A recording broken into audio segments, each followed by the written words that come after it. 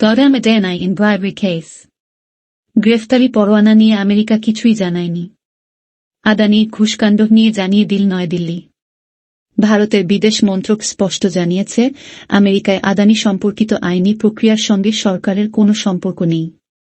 তবে এ ব্যাপারে প্রতিষ্ঠিত পদ্ধতিগত পদক্ষেপই অনুসরণ করা হবে বলে জানাল নয়াদিল্লি।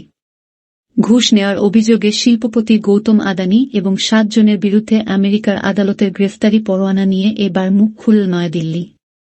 ভারতের বিদেশ মন্ত্রকের তরফে জানানো হয়, আদানিদের গ্রেফতারি পরোয়ানা নিয়ে আমেরিকা এখনও যোগাযোগ করেনি, কোনো অনুরোধও করা হয়নি। ভারতের বিদেশ মন্ত্রক স্পষ্ট জানিয়েছে, আমেরিকায় আদানি সম্পর্কিত আইনি প্রক্রিয়ার সঙ্গে সরকারের কোনো সম্পর্ক নেই। বিদেশ মন্ত্রকের মুখপাত্র রণধীর জয়সওয়াল শুক্রবার প্রেস বিবৃতি দেওয়ার সময় বলেন, এটা আমেরিকার বিচার বিভাগ এবং ব্যক্তিবিশেষের মধ্যেকার আইনি বিষয়, তবে এ ব্যাপারে প্রতিষ্ঠিত আইনি এবং পদ্ধতিগত পদক্ষেপই অনুসরণ করা হবে বলে জানিয়েছে নয়াদিল্লি। সম্প্রতি আমেরিকার আদালত সরকারি আধিকারিকদের ঘুষ এবং ঘুষের প্রস্তাব দেওয়ার জন্য অভিযুক্ত করেছে আদানিকে। জারি হয়েছে গ্রেফতারি পরোয়ানা।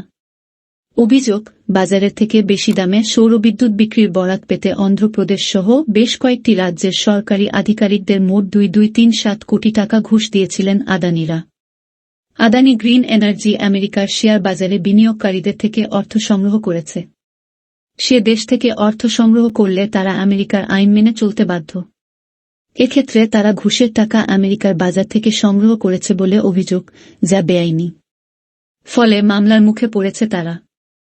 নিয়ম অনুযায়ী আমেরিকাকে যদি আদানিদের বিরুদ্ধে গ্রেফতারি পরোয়ানা সহ কোনো আইনি পদক্ষেপ ভারতে করতে হয়, তবে অবশ্যই ভারতের স্বরাষ্ট্র মন্ত্রককে অবহিত করতে হবে। স্বরাষ্ট্র মন্ত্রকের নির্দেশেই সেই কাজ সম্ভব।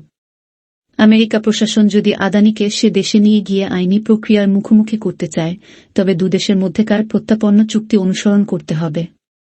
চুক্তি অনুযায়ী আমেরিকা প্রশাসনকে এই মামলার সঙ্গে যুক্ত যাবতীয় তথ্য ও নথি ভারত সরকারকে পাঠাতে হবে।